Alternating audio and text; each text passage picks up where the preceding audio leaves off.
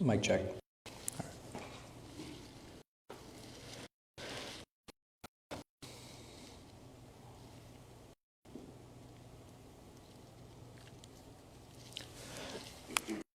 بسم الله الرحمن الرحيم الحمد لله رب العالمين والصلاة والسلام على سيد الأنبياء والمرسلين نبينا محمد وعلى آله وصحبه أجمعين أما بعد. So last time we had, I think we started talking about wealth, right?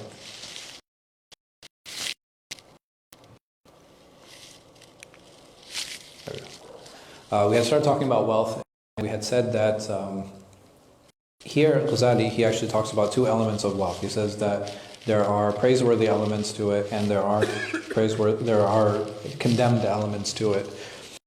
And what did he base that off of? I'm sorry? Your intention, right? Intention meaning? So I guess there are two layers, right, with wealth. The first one is how I spend it. So if I use it to buy a shirt, for example, is that okay or no? To buy a shirt. I mean, even the color you're going to get makruh at worst. Huh? I'm buying a shirt. What is the hukam? Is it halal, haram? Mostly halal. Right, so there might be some haram uses for a shirt that we'll discover later. So I'm using it to buy a shirt. Sure, it's halal. But now, did I use it in a good way? Right? It's halal. It's a halal purchase. Did I do it in a good way or not? So far. But it's dependent on, like you said, it's dependent on my intention. Right? This is something that's really important. طيب. That is intention dependent. طيب. If I use it to buy drugs, does it matter what my intention is? Like, my intention is to remove it from the streets. I want to buy it so nobody else takes advantage. Huh? No?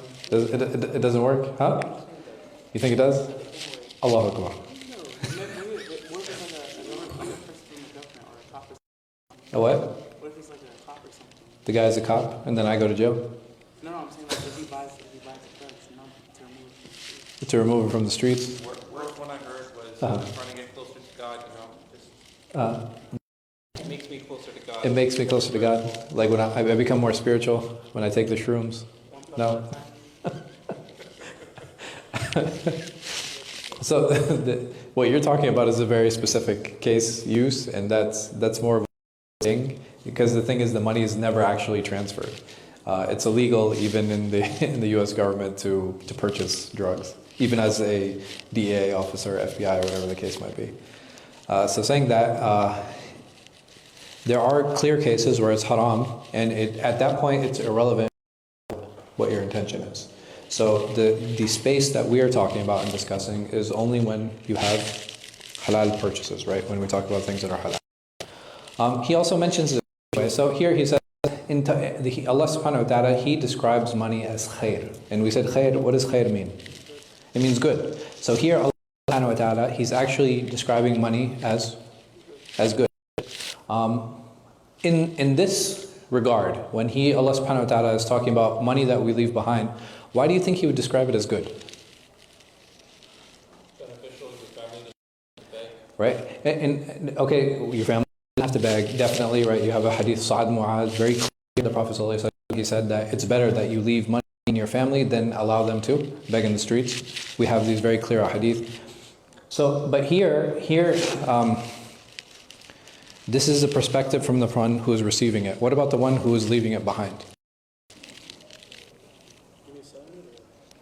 So, we're all going to die, right? And it's important for us. When I look at this ayah, as someone who has a family and children, how does Allah subhanahu wa ta'ala describe this? He describes this money as khair. What kind of mindset should that prepare me for? Or what should I do? I should have money, right? Because if I'm not leaving behind money, then I don't have any khair, right? I don't have any good. And this is something that's important. That in order that I have to have this mindset where I will leave behind something for my family. And I will have something that is prepared for them. Why? Because I want to be part of this khair. I want to be part of this good. Also, the Prophet ﷺ said, the best of righteous wealth is from a righteous man.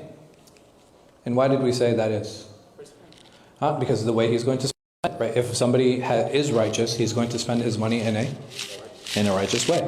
And there are many rewards that talk about, so here he talks about sadaqah and he talks about hajj. What does that have to do with money? You need money to give sadaqah, right? You need money to give sadaqah, you need money to make hajj. So he's saying, in all of these verses, money has become what? It's not just essential, it's what, if you look at this entire process?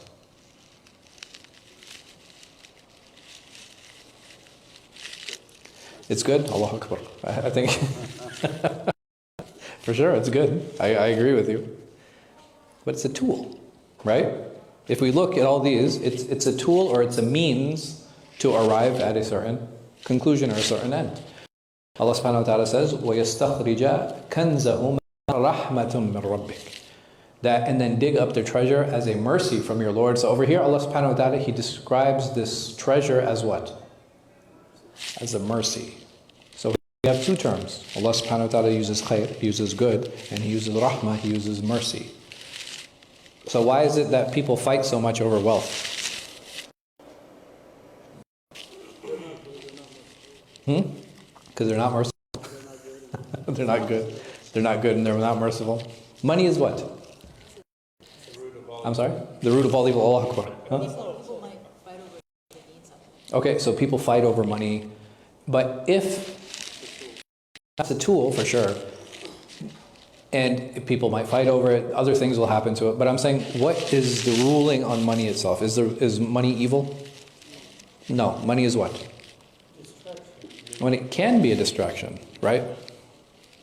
But in and of itself, it is what? This is the thing, it's benign, right? Money is benign. Money itself is not going to be good or bad, but the use will be good or bad. Very simply. We have a number of use cases here in which money is used, right? When I give sadaqah, money is good. When I leave it behind for my family after I pass away, it is good, right? Not just good. In some, here it's described as a rahmah. Over here it's described as a mercy. And if a person is righteous, then ideally he will use that money in a righteous way. Here you also have another hadith that poverty is almost disbelief. Why? Right? It can put you in a compromising situation, right? Because when I'm in a state of poverty, I might do things that what? That normally I wouldn't do, right? Things that I would do if I was financially stable, I might not make those same decisions, I might not do those things. And if in poverty, I might be forced to do things I don't want to, and that I wasn't normally comfortable doing. So it's important to understand that there is a balance that exists there, because just because we have all of these narrations and we have all these ayat that talk about and praise wealth, it doesn't mean money in and of itself is praiseworthy. And if we understand that it's a tool, tools can be used for good and for bad, right? But just like a knife, right? I can use a knife to cut fruits, I can use it to cut vegetables, I can use it to cut meat, and I can also use it to hurt others. Again, just a tool. So where's the balance? The balance, like he had mentioned in the last book, was focusing on the next world. Because if I focus on the next world, I'm going to spend how? Wisely. I'm going to spend wisely. I'm going to spend in a way that is going to serve my transition to the next world. And where I'm going to put my money, I'm going to put it in those things that is going to help me get closer to Allah subhanahu wa ta'ala, so that I can reach my final abode. So it was said to the Messenger of Allah sallallahu alayhi wasallam, who are the most generous and intelligent people? He sallallahu alayhi wasallam said, the ones who remember death the most, and the ones most prepared for it. And we had touched on this last time, but why death? Why is it important to remember death? It's real close, don't you think? All right, death is closer than we think. What else? What is it about death that is different from all other things? It's personal, right? You can't take money with you. It's what? After that, actions are finished.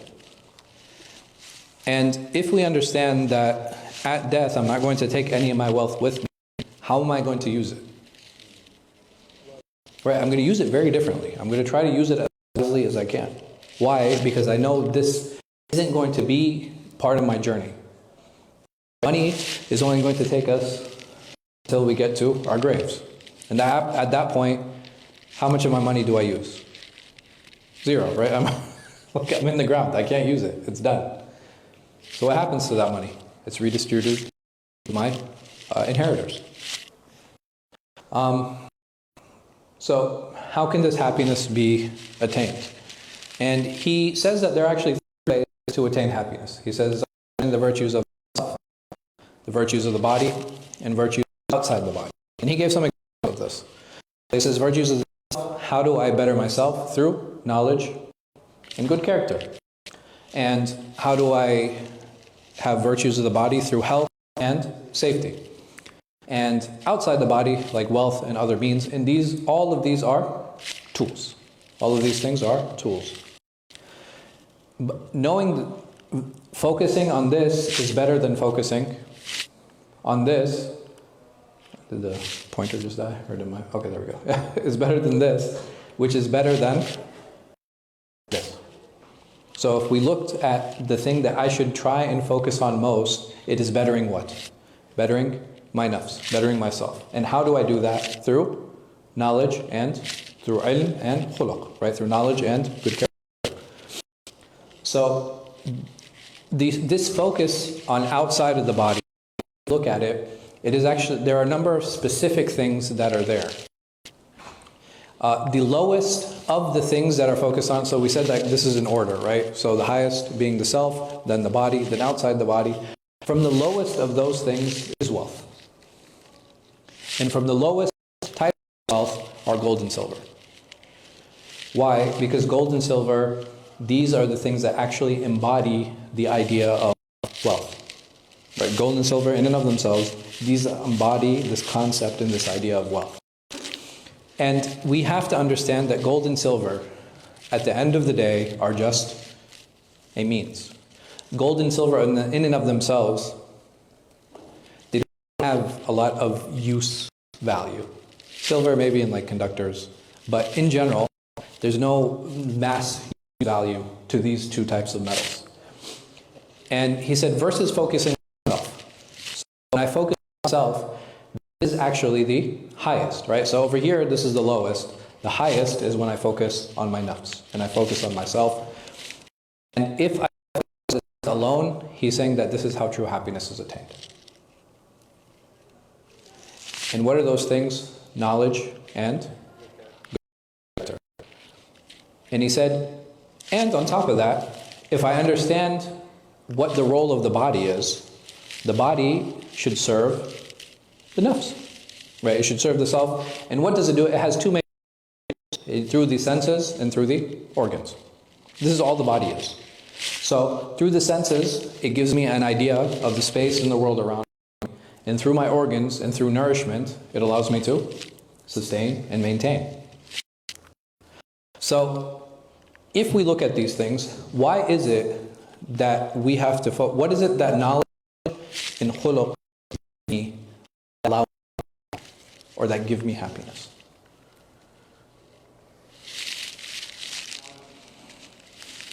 Okay, well, knowledge leads to action for sure, and knowledge in and of itself can be action. But what is it about knowledge that will make me happy? What are the elements to ilm? Ilm is supposed to increase me in what? In taqwa and iman. Why? What is it about ilm that does that? Okay, it brings me closer to Allah, taqwa, all these things. Like, why? Knowing more does what? Okay, if I know more, there's more intention? Okay, there's better understanding? Maybe, I could see that. Yeah, yes. Yeah, ilm is light. Ilm is nur. Yes. So you understand like the purpose of gravity. Okay, you start understanding purpose. I'm hearing this word understanding. This idea of understanding, I definitely agree with you guys. If we look at it essentially, this is what, like, Iman is closely linked to yaqeen. What is yaqeen? I'm sorry? Certainty, right? This conviction. Where does conviction come from? How am I sure that this is right? Huh? Through knowledge. Right? It's through ilm. The more I learn about Allah subhanahu wa ta'ala, the more what? Why am I closer? The more I'm what? I'm more certain. I'm more convinced. Right? This is the relationship between iman and yaqeen and conviction is like these things that the more knowledge I have, the more I'm convinced that Allah subhanahu wa ta'ala is real. The more I'm convinced in the truth of Islam. The more I'm convinced in the Sharia. The more I'm convinced of this religion. Right? These are all the things, and this is the conviction that ilm is supposed to bring me. Makes sense to me. Like, what about khuluq? What about good character?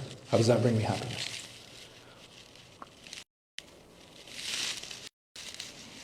What is khuluq? Yes? Okay. It's a guide to what? Towards, it's a path. So I think this journey that we have to have values that inform the actions that you take.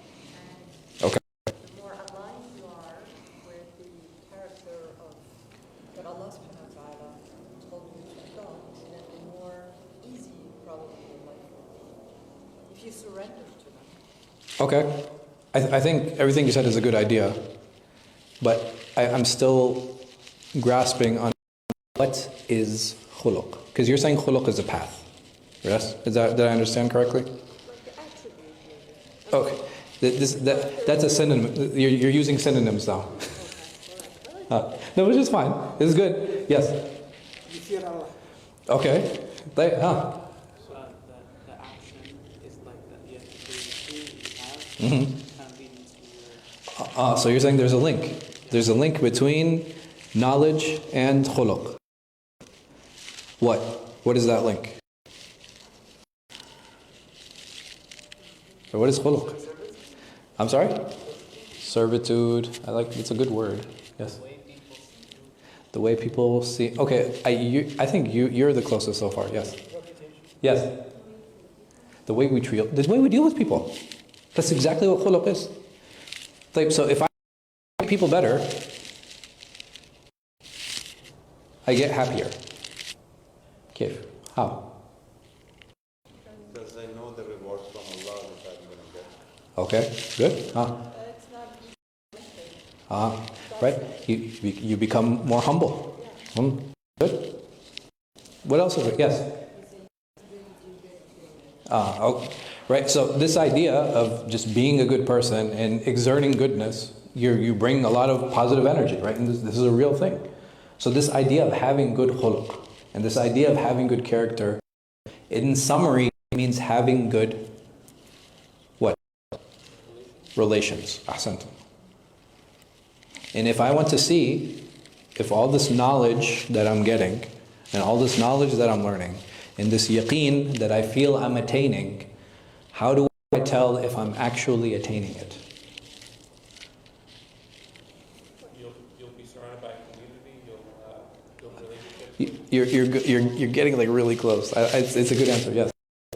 Reality, you see your interactions, and Uh-huh. you see the impact you have on people. On the people around us, right? If I want to judge my ilm, if I want to judge my yaqeen and my certainty and all of these things, all I have to do is look at the relations around me. Very simply. Now, does it mean I'll still have a few bad relationships? Yes, absolutely. Right? There's nothing wrong with that. But in general, and this is something that we can all use to gauge ourselves. If I find that I have a problem with this person, and this person, and this person, and this person, I've had a bad experience with this person, and I got into a fight with this person, and I argue with this person, and this person is stupid, and this person is ugly, and this person, and this person, and this person. What is the commonality between these 10 people? Me. And now, instead of looking at them, where should I be looking? I should be looking, right? I should be looking in the mirror like, okay, it's not possible, the whole world is wrong, and the whole world has problems. Yes, no. I'm sorry? All right, yeah, for sure. There's something is not, even, subhanAllah, so the number of people that have come to me for like consultations and they'll be like, well, just bad things keep happening to me. Is it because of ayn? Is it because, is it because of the evil eye? Is it because of magic? Is it because of jinn? And usually what the case is? Bad choices. Honestly, it's usually bad choices. And why are they making bad choices? Because of the ayn. Ahsant. Perfect, right? Knowledge, right? So, in summary, if I want to make good choices, Allah subhanahu wa ta'ala has given me two huge, major tools. What are those tools? The Quran and Sunnah for sure. There's no doubt about that, right? That gives me a guide into what's right and what's wrong. But in the Quran and the Sunnah, Allah has given me tools. Seeking counsel, istishara. What else? I'm sorry? Well, that you're going to help. That's going to help you choose good counsel. What else? I'm sorry? Reading. Okay, that's part of right, that's part of knowledge. But there's something else. Repenting is part of it too, but you're getting closer. Coming to see me. That's part of counsel, right? I might not have all the answers. I probably don't. Well, maybe acknowledging and then going back and... So when I seek counsel, what am I acknowledging? Right? That I don't have the knowledge for this and I need more information. So what am I going to do? I'm going to go to other people. And ideally that should make me more humble. Right? Ideally. Some people will be like, oh, I asked like 10 people, they're all stupid. Right? Those such people exist too. But the two things I need to do istishara, right? I need to seek counsel. And that's seeking counsel with people. And the second thing I need to do is do istikhara. Right? I have to seek counsel with Allah subhanahu wa ta'ala. And if I do these two tools, most of the time, my decisions will be sound. Most of the time. Is it possible that, people give bad advice? Yeah, absolutely. And it happens. But the chances of that bad decisions happening more often than not using this method, it's little. It's very small. Yes? You disagree with? The book? Yeah, the good character thing leading to happiness. Yeah. By being other people with relationships with them, or whatever we said. But I think it would be a better, how you could say, if it was knowledge, knowledge of Allah, and then acting on knowledge. I think What do you think good character is? good character That's a manifestation of your knowledge. Yeah. Right? That's what khuluq is. Khuluq is and where does it come out? It's going to come out in my actions. Now, is it possible I have good character in a vacuum? Yes. Right? No, like if I'm by myself and there's nobody around me in the world, how do I know if I'm honest? How do I know if I'm upright? How do I know I'm not a cheater? How do I, there's no way of those things. And the only way to know them is when I actually what? When I interact and I deal with people. And this is why it's important for Muslims to what? To be a community. Like we have to. Because we have to deal with each other. Why? If not for the community, but at least for myself. So I can see where I'm at. And I can gauge myself. How am I interacting with people? If every person I'm interacting with, I'm looking down on him, and I think that these people are, where's the problem? The problem is me. And I really need to reanalyze that. I need to judge who I am, I need to see who I am. And I have to understand who I am. And sometimes that humility is very difficult for us. And it's a very simple question. Like if we asked ourselves, how would you rate yourself? And this is the question that we hear all the time. And I'm telling myself 10 every time. How's my personality? 10. How are my looks? 10. Oh, there's a problem there. And there's an issue there, and I'm not being honest with myself. And when I'm not being honest with myself, I'm not going to attain sa'adah. I'm not going to attain happiness. Because it's only through knowing myself and knowing my Lord that I can attain true happiness. And how do I know Allah? I know Him through this. How do I know myself? Through this. So that wealth is, if I understand that it has value and there's honor that's associated with it, that value and honor only comes about because there is a need, only for the need. Meaning that when I go beyond that need, I've now stripped that wealth of what? Of its value and its honor. And how do I define needs? I define through food and clothing. We had talked about this previously, right? So the basic, essential human needs that I have, this is how I use money in an honorable way. Yeah, well, like I said, we've spoken about this before. So food, clothing, and shelter, all of these things are included in that. And if I am able to identify these needs, and we had said, how do I determine what is a good and a bad need? How do I determine a need? I'm sorry?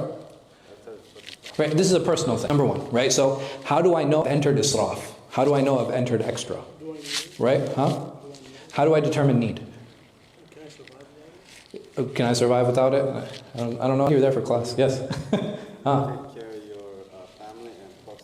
Ahsan. So the first criteria has to do. First set of criteria has to do with the rights. Yes. Which rights are we talking about? Rights of Allah and the rights of the people. Right? As long as I'm fulfilling these two things, I've fulfilled the first criteria and I have not fallen into israf. And what is the second major criteria? Of course, they're not people. What are they? Aliens? Jinn? What is the second criteria? This second set of criteria is my personal gauge. And for example, someone might be like, well, do you need a bed to survive? You don't. Maybe a mattress. So I might not need a bed to survive, but if I'm waking up with aches and pains, is it helping my prayer? No, it's not. And someone might be like, you spent $800 on a mattress. Well, it's like, yeah, but I had a friend who I had this argument with one time. He's like, man, I had back surgery. Like, I can't sleep on a normal bed. And I felt stupid, right? Having that. But we have to understand, like, there are different perspectives in learning how to deal with each other and deal with others. And understanding that gauge of israf is a very personal way of dealing with how to spend our money. So as long as I'm fulfilling Allah's rights by giving zakat and sadaqah, as long as I'm fulfilling Allah's rights by giving them the money that they need, then I go to my personal gauge and I decide at that point, what level do I need? Because, subhanAllah, in the dunya, we'll find everything has a spectrum. There are low-end cars and there are high-end cars. There are low-end houses, there are high-end houses. There's low-end clothing and there's high-end clothing. Where am I going to be in that? Whatever makes me comfortable and brings me closer to Allah subhanahu wa ta'ala and allows me to worship more effectively, that's where I need to figure that out. That's where I need to stand. So figuring out the need is the goal, right? So this is something we're always striving for and something that we're always working toward, figuring out, okay, where am I at? Like, where do I fall? And this requires a lot of trial and error. And the best way to do that, according to Ghazāli, is what?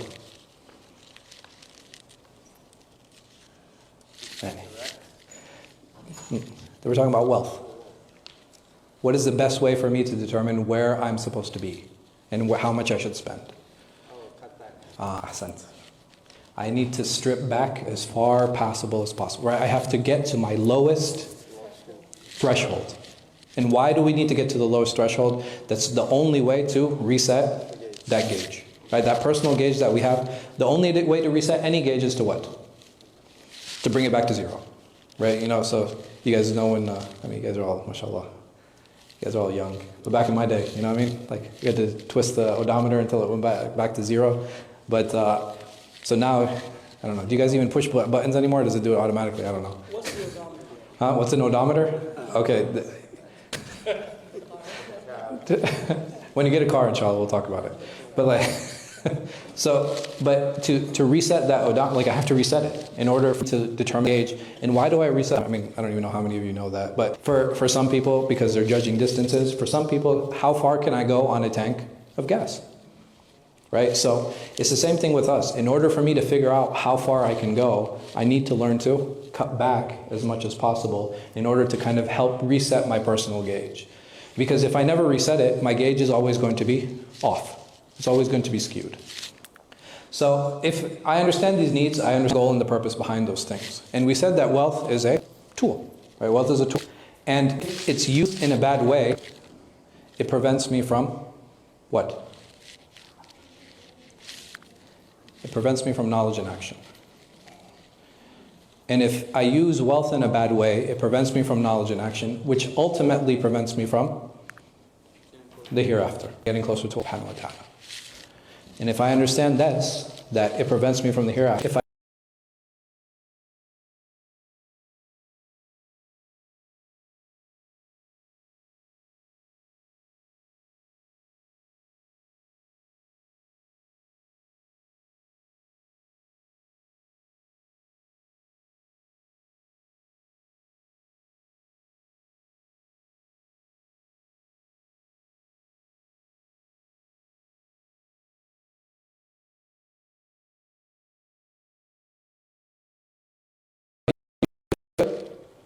it is actually a means for what?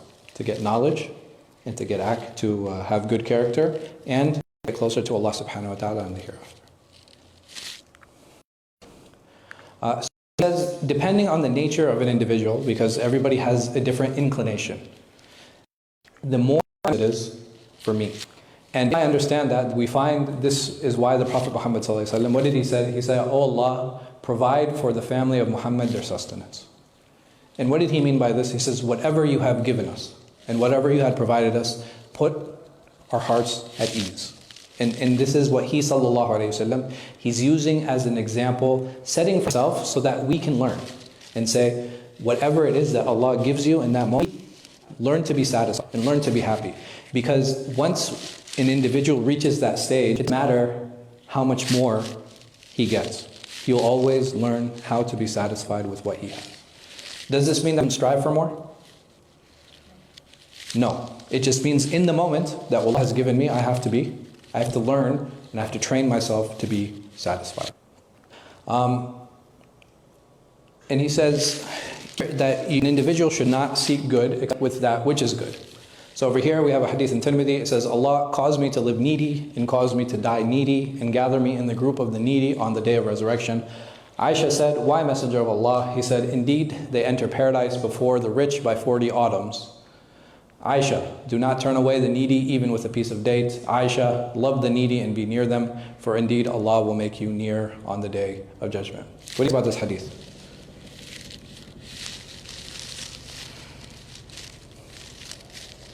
Sounds what? Huh?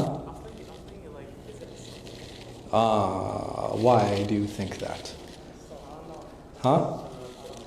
It's in Tirmidhi, but do you think this is problematic or do you think it's okay? It's okay as advice? But you said earlier, you said there's pad and mercy and there's putting wealth and having wealth. So it's kind of... It's kind of contradictory, right? A little bit. Imam al-Tirmidhi says this hadith is gharib. He even says the hadith is strange. Why? What is strange about it? Does it mention? What you mentioned exactly, but I think...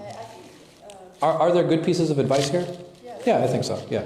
But I think the neediness is really meaning Allah subhanahu wa ta'ala. I Mm-hmm. mean, if you think about it, if you live needy of people, Yeah. and it's like, where's the Muslim, stronger Muslim that So you have a hadith that actually opposite to that, and I'll get to you inshallah. Like the Prophet ﷺ, he said, "Al-had al-yad al-ulya khayrun min al-yad al-sufla." Right? So the giving hand is better than the receiving one. So you have clear hadith about being in a position where you are financially stable is something that is praiseworthy. Fadal. What I find strange is that, not strange, but interesting is that indeed they enter paradise before the rich by 40 months. So Yeah. you're saying that those in poverty or needy enter paradise. Yeah, so I mean, you have different hadith to show that most of the people of paradise are those who are poor. But also, most of mankind in history has been poor, right? Like, so it's just a numbers game at that point.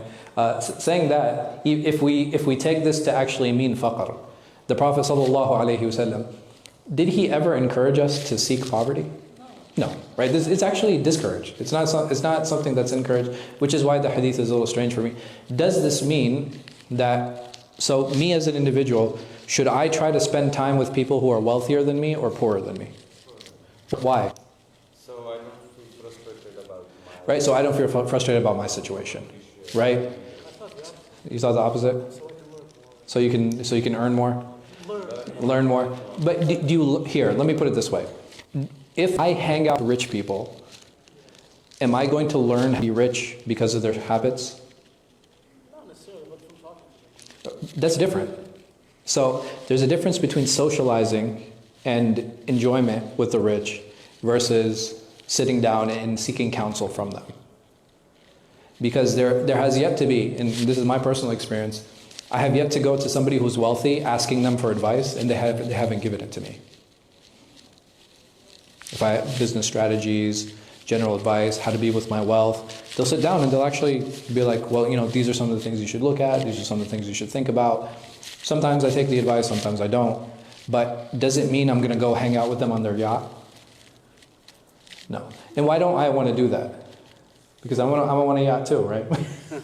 And there are certain things, like your heart becomes inclined to these things. And that's why it's important to always be with the people who have less, so it just appreciate what it is that I have. So here, قال إبراهيم رب اجعل هذا بلد آمنا وجنبني وبني أن نعبد الأصنام. So this is like a really weird tafsir that Ghazāli presents. He says here, remember when Ibrahim said, Lord, make this town safe, preserve me and spring from paganism, from idolatry. So he says idolatry means gold and silver. Like protect me from worshipping gold and silver. Worship, meaning that loving, honoring. He says why? Because this is above what a prophet would ask for. Right? A prophet would never worry about worshipping other than Allah subhanahu wa ta'ala. So because it's not becoming, he's talking about gold and silver. But you have other verses that say, وَجَعَلْنِي مِنَ الْمُسْلِمِينَ, make me from the Muslims, and stuff like that. So it doesn't really fit. I looked in a few tafasir. I didn't see this tafsir anywhere. So this is a very uniquely Ghazālian understanding of this. But this hadith is like, huh? It makes sense in a way, because people can treat wealth like they're worshiping. Sure, but over here Allah subhanahu wa ta'ala, when he talks about ibadat al-asnam, right, worshipping stones, like statues, it's a tough. In general, is it bad? Like should we give value to gold and silver, honor it and love it? No, right? That's problematic. Do I need to use verse to prove that? No, that's where I have an issue. But over here you have a clear hadith from the Prophet ﷺ, right? This hadith is clear, and it gives us a lot of context, and it actually drives home the point that we're trying to make, where he says, let the slave of the dinar, dirham, and of khamisa perish. Khamisa, I think, is like it's a coin. Perish as pleased if these things are given to him, and if not, he is displeased. Meaning that his happiness and sadness is dependent on what? On wealth, right? If he gets money, he is happy, and when he loses it, he's sad. You were going to say something, Ibrahim? Yeah. Yes. I don't know, man. It's like I just thought it was weird, huh? I mean, man, it's far, bro. So anyway, so this love of wealth, right? If an individual loves wealth, this is now Ghazāli's it's not his breakdown. It's basically I don't know how to express it in English, but it's like ilzam. So if you believe this, then you must also believe that, right? So this is his presentation of it. He says, so if you love wealth, that means you really love stones, right? Right? Yeah.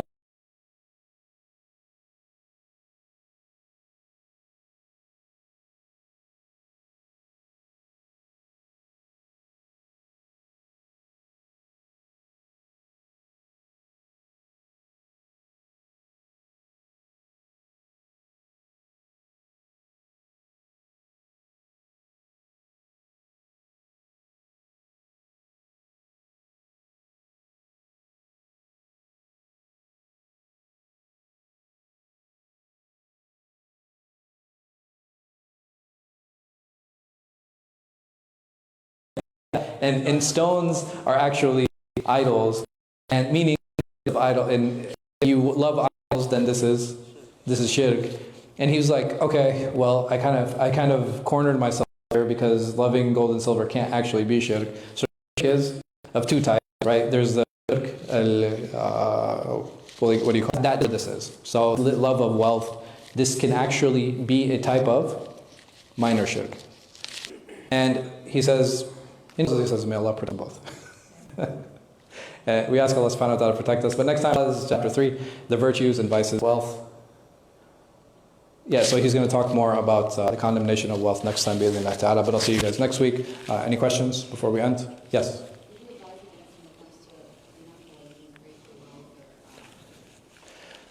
Oh, that's a good question. Yeah. So the Prophet said, رَبَّنَا آتِنَا فِي الدُّنْيَا حَسَنًا وَفِي الْآخِرَةِ حَسَنًا وَقِنَا عَذَابَ النَّارِ. So Allah, the Prophet, he asked for good in this world. There's nothing wrong with wanting more, right? There's nothing wrong. The only thing is, like, we should ask for is when we ask for wealth, we say, Ya Allah, give us wealth, but do not use it as a means to test us, right? And I think it's important also for us to kind of develop exercises like from these discussions where we learn not to love wealth, right? You know, wealth should be in our hands, it should not be in our... And understanding what it is, right? If you understand, this is just a means. It's just a way for me to get Jannah, and if I keep it there, inshallah, I won't have to worry about spending it in the wrong way. Any other questions? No, I think it makes a big difference because we are in a society that really Throughout the world, right? I know a lot of us, they like saying like, oh, you know, America, capitalist, but it's like, where are you going to world today where people aren't? Well, at least there's not much corruption. I agree. North Korea? Yeah. No, but I'm saying even in those places where there's poverty, they still they would still strive for what? How do they become poor? But you know what? Communism. Yes. I think that on itself is the way to be empowered because in Morocco, for example, Yeah. a lot of people don't work, for example, the land. Yeah. Because it's like, oh, it's a lot of work, whatever. But the land is so rich. Yeah, A lot subhanAllah. of stuff. I'm not this one country, but Yeah. I think it's this mentality. If your intention is toward that kind of wealth, then you don't see the real wealth that you have. Yeah. No, we lose appreciation for a lot of the things, and we lose perspective. But yeah, may Allah subhanahu wa ta'ala give us tawfiq. Yes. So the hadith about the man's wealth being like more beloved, that hadith is it like the wealth he spends on his family, or is that generally? Say that again. So that hadith that mentioned like a man's wealth is like more beloved, that hadith that was in the script from pages. Which one? This is here.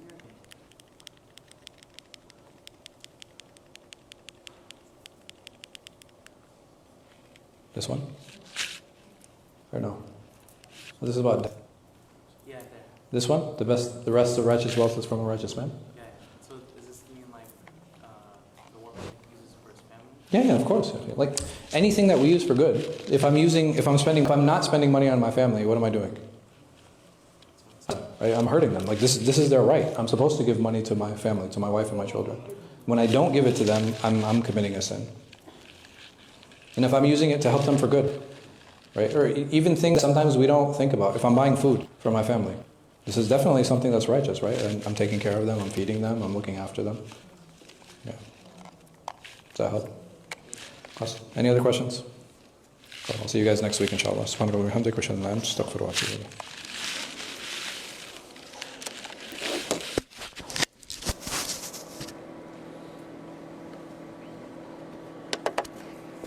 This week was kind of similar to last week, I guess, and then at some point it just like hit upon